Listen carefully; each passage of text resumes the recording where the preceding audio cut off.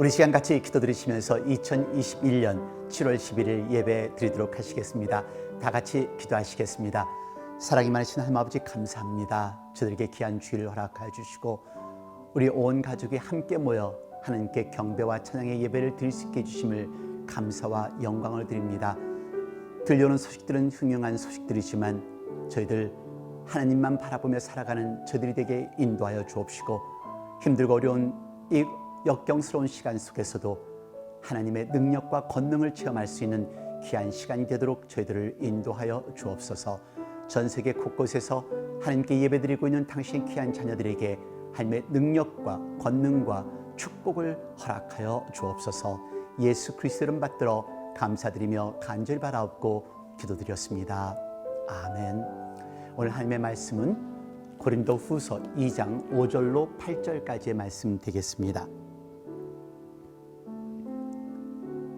함께 봉독하겠습니다. 근심하게 한 자가 있었을지라도 나를 근심하게 한 것이 아니요 어느 정도 너의 무리를 근심하게 한 것이니 어느 정도라 함은 내가 너무 심하게 하지 아니하려 함이라. 이러한 사람이 많은 세례막에서 벌받은 것이 족하도다. 그런즉 너희는 차라리 저를 용서하고 위로할 것이니 저가 너무 많은 근심에 잠길까 두려워하노라.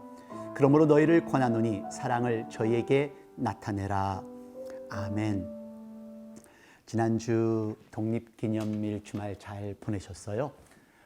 정말 많은 뉴스를 대했었는데요. 지난 주말 동안 총격 사건이 230건이나 있었다고 합니다. 아마 폭죽 소리 때문에 권총 소리가 들리지 않기 때문에 그런 총격 사건이 더 이루어진 것이라고 보도가 되고 있는데요.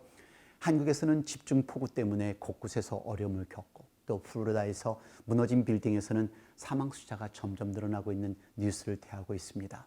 그리고 이번 주 동부 지역을 강타한 그 폭풍 엘사로 홍수 피해가 곳곳에서 많이 일어났다는 그런 뉴스, 또 서부에서는 살인적인 더위 115도라는 사상 최고의 더위를 기록했습니다.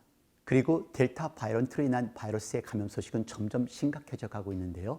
다행히도 우리 버지니아를 비롯한 파란색 지역은 접종률이 70% 이상을 기록하고 있다고 합니다.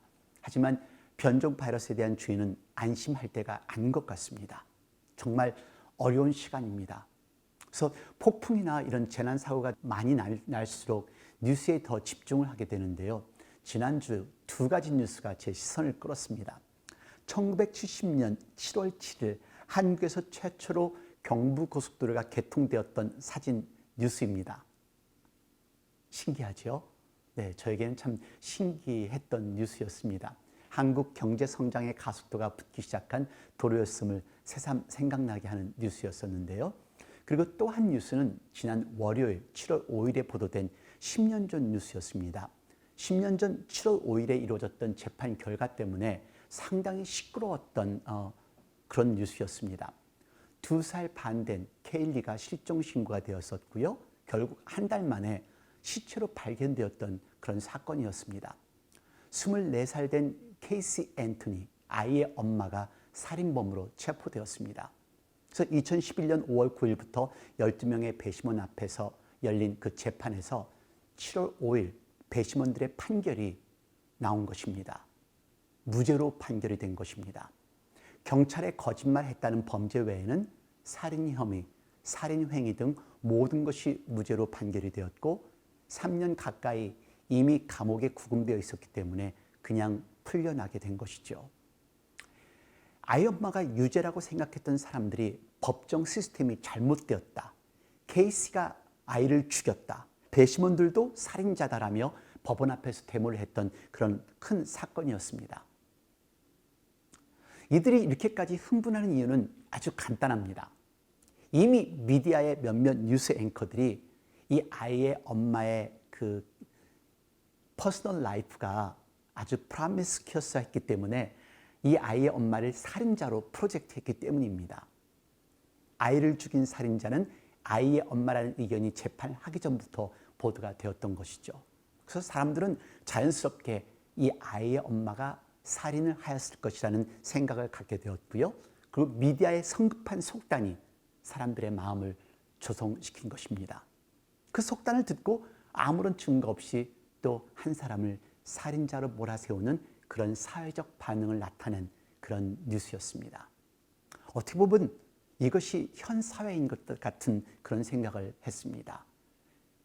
자기의 의견을 가지고 사람을 판단하고 사람을 정죄하는 모습, 그리고 주위의 사람까지도 범죄자로 취급하며 흥분하는 그 사람들의 모습, 이게 우리들의 모습이 아닐까 점검해 보았으면 좋겠다라는 생각을 해보았습니다. 그래서 오늘 본문은 중요합니다. 특히 이런 팬데믹 기간 동안 얼마나 힘들고 어려워하시는 분들이 많이 있습니까? 우리 이런 분들을 찾아서 힘이 되어주고 또 이들을 도와주고 위로할 수 있는 우리가 되었으면 좋겠습니다. 그럴 때 누군가 죽어간 그 사람을 우리가 살릴 수 있다는 것을 한번 생각해 보십시오. 본문은 고린도 교회에 보낸 바울의 서신입니다. 고린도 교회는 참으로 문란한 교회였습니다.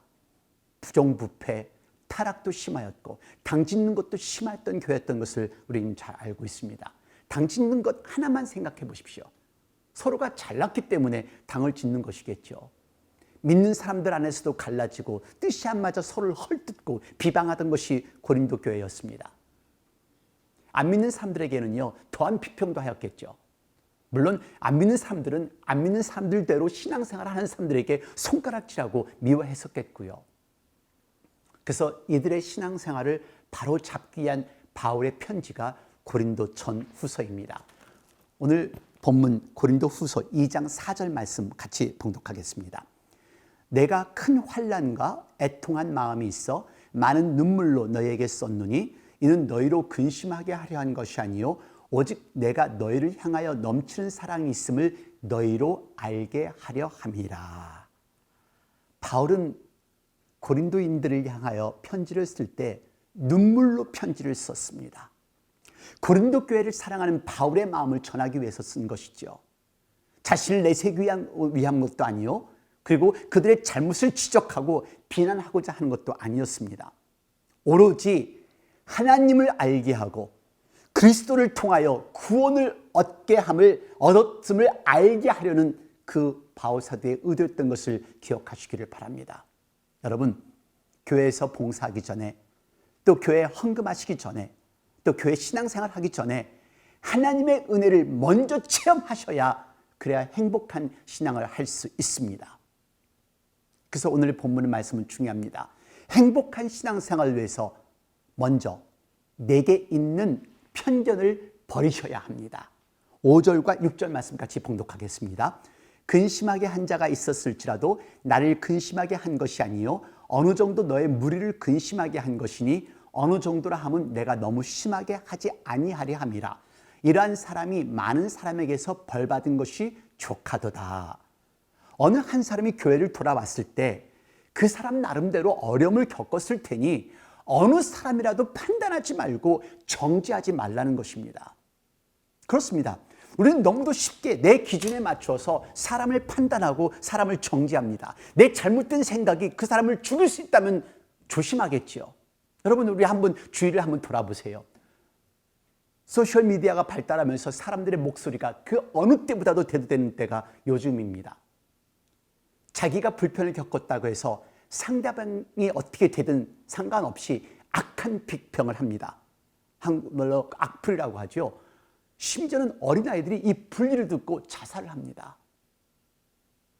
오스트리아에서 자살한 아이들의 모습입니다. 작은 나라 한국에서는 더합니다. 여러분들이 이미 더 잘 아시겠죠. 자살한 연예인들의 사진들입니다. 악플로 인해서 가게까지 문을 닫는 사례가 많다고 합니다. 그런데 문제는요, 이런 악플을 다는 사람들의 말을 그대로 믿는 사람들입니다. 자기들은 경험하지 않았으면서도요. 이것이 편견입니다. 이것을 버리라는 것입니다. 우리의 속성은 죄인이었던 것을 잊지 마십시오. 부정적인 것을 먼저 믿고 나쁜 것을 먼저 믿어버리는 속성이 우리에게 있습니다. 예수를 영접했다 하면서도 속성은 버리지 않고 내 식대로 내 논리대로 신앙생활 하시는 분들이 아주 많이 있습니다. 그래서 신앙생활이 힘든 거예요. 여러분, 죄의 삭은 사망이요. 우리는 죽을 수밖에 없었던 죄인이었던 것을 기억하시기를 바랍니다. 그래서 속성을 버려야 되는데요, 우리는 그 속성을 버리지 못하는 겁니다. 한 유명하신 목사님이십니다. 지금은 은퇴를 하셨어요. 부흥회를 하시면서 간증하시는 것을 제가 들었는데요. 목사가 되고 나서 목회를 하면서 자기가 거듭나지 않은 것을 발견하셨다고 하는 겁니다. 이것이 가능할까요? 네, 가능합니다. 내가 구원받은 줄 알고 착각하며 신앙생활 하신 분들이 아직도 많이 있기 때문에 그렇습니다. 그런 분들은 교인입니다. 성도가 아닙니다. 교회에 다니기 때문에 구원받았다고 생각하시는 분들은 잘못된 생각입니다. 내가 구원받은 줄 알고 신학교 가는 사람도 있습니다. 내가 구원받은 줄 알고 직분받고 일하시는 분들도 있습니다. 여러분, 신앙은 지식이 아닙니다. 신앙은 연수가 아닙니다. 예수님을 나의 주님으로 영접하였을 때 내 안에 성령님이 내재하시며 나의 삶이 완전히 바뀌어지는 삶이 신앙생활인 것을 믿으시기를 바랍니다.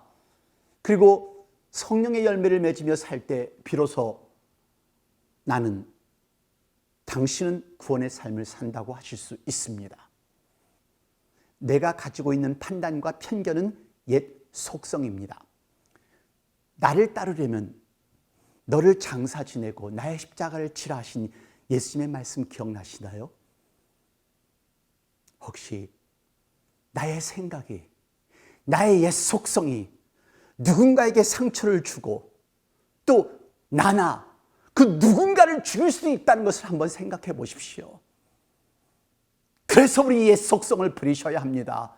버려야 신앙생활 가능하다는 것을 기억하십시오. 내 옛 속성을 버려야 하나님이 보입니다. 옛 속성을 버리고, 그리고 두 번째는 용서하고 위로하고 사랑하라 합니다. 7절과 8절 말씀 봉독하겠습니다. 그런즉 너희는 차라리 저를 용서하고 위로할 것이니 저가 너무 많은 근심에 잠길까 두려워하노라.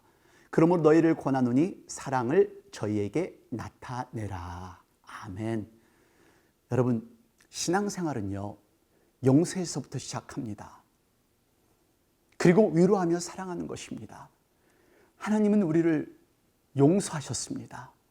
예수님을 우리에게 주시면서 우리를 용서를 먼저 하셨다는 것을 기억해 보십시오.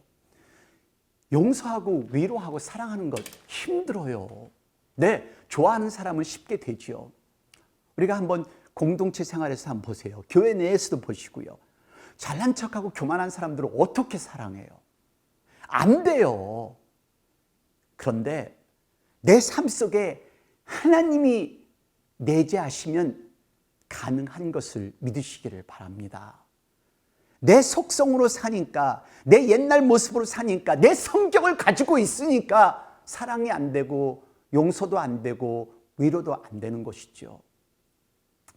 저는 병원에 가서 가끔 아주 불친절한 간호사를 봅니다. 저는 그런 생각을 해요. 왜 저런 사람이 간호사가 되었나? 저런 심술로 차라리 다른 일이나 하지. 뭐 레슬러를 한다던가, 뭐 씨름꾼이 된다던가.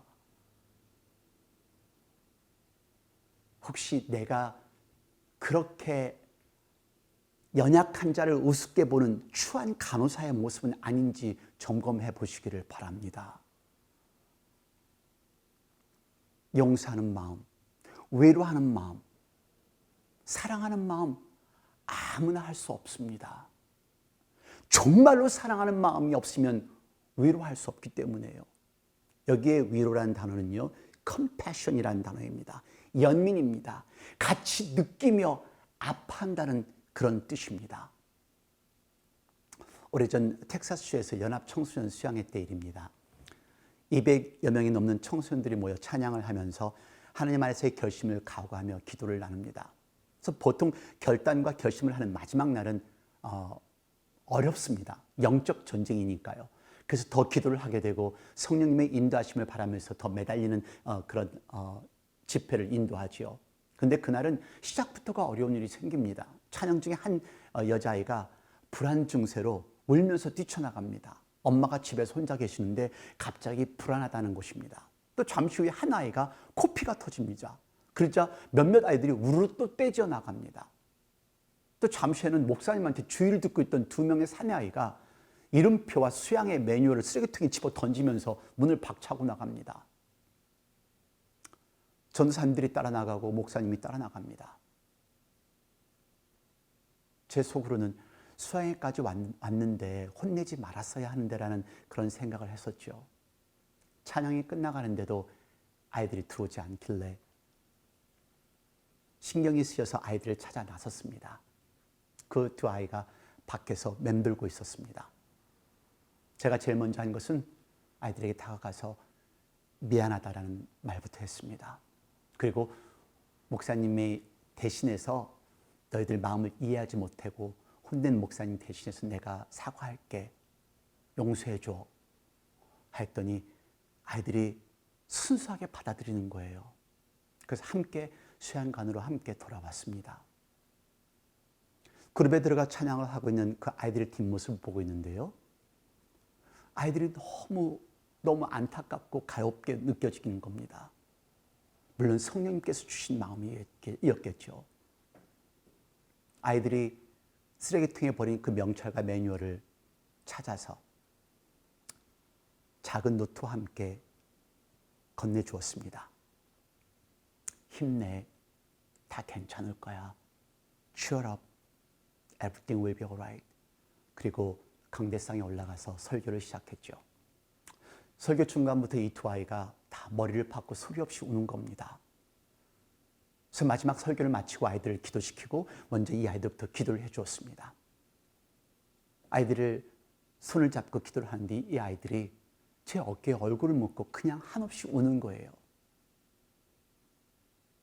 나중에 끝나고 한 것은 두 아이 다 부모님이 이혼을 했고 두 아이 다 친척 집에서 살고 있었던 아이들이었습니다.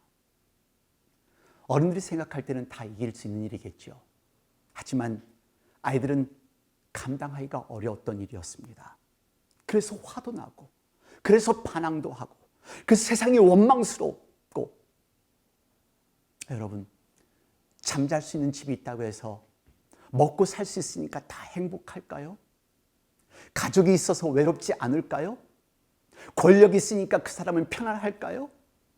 아니요. 사람이기 때문에 힘든 겁니다. 아이들은 아이들대로, 어른은 어른대로, 돈이 있어도 명예가 있어도 사랑하는 사람이 있는 것 같이 보여도 인간이기 때문에, 사람이기 때문에 외롭고 쓸쓸하고 힘들 때가 있다는 것을 기억하십시오. 한 가지 기억할 것은 나만 아픈 것이 아니라는 것을 기억하시기를 바랍니다. 옆에 있는 당신의 남편도, 당신의 자녀도, 부인도, 형제도, 자매도 아플 것을 한번 생각해 보십시오. 지금 그 어느 때보다도 힘들고 어려운 때입니다. 우리가 위로하고 우리가 사랑해야죠. 아니, 내가 위로하고 내가 사랑하고 내가 감싸주어야죠. 이것이 사람을 살리는 길입니다. 당신의 위로가, 당신의 기도가 사람을 살릴 수 있다면 하셔야죠. 교회에서 용서 안 하고 교회에서 사랑 안 하면 어디에서 사랑받고 어디에서 위로받겠습니까? 어려움에 있는 다른 사람을 도울 수 있는 손, 가난한 자, 궁핍한 자에게 재빨리 달려갈 수 있는 발, 비극에 처한 자를 알아볼 수 있는 눈, 사람들의 한숨과 슬픔을 경청할 수 있는 귀, 낙심하여 좌절된 자에게 사랑을 속삭일 수 있는 입술, 이것이 진정한 신앙인의 모습입니다. 용서하십시오. 위로하십시오. 그리고 사랑하십시오. 기도하겠습니다. 하나님 아버지, 저희들 하나님을 아버지라 부르면서 예수님을 나의 주님이라 영접했다 하면서도 아직까지 내가 살아서 신앙생활 할 때가 너무도 많이 있습니다. 이제 나를 완전히 내려놓고 오로지 성령님께서 내 속에 내재하시면서 성령님의 힘으로 용서하고 위로하고 사랑하며 살아갈 수 있는 저희들이 되도록 만들어 주시옵소서. 하나님 감사합니다. 지금 이 시간은 우리 주 예수 그리스도의 은혜와 아버지 하나님의 놀라우신 사랑과 성령의 무한하신 교통하심이 이제 하나님 안에서 용서하고 위로하고 사랑하겠다 결심하는 당시의 귀한 사랑을 아들, 딸 머리 위에, 가정 위에, 직장 위에, 저희들의 교회와 우리들이 살고 있는 나라들과 지금도 환자들을 돌보는 모든 의료진들과 전 세계 곳곳에서 말씀을 전하고 있는 목사님과 선교사님들, 자유와 평화를 위해 싸우고 있는 미국 병사들 머리 위에 영원토록 함께 하시옵소서.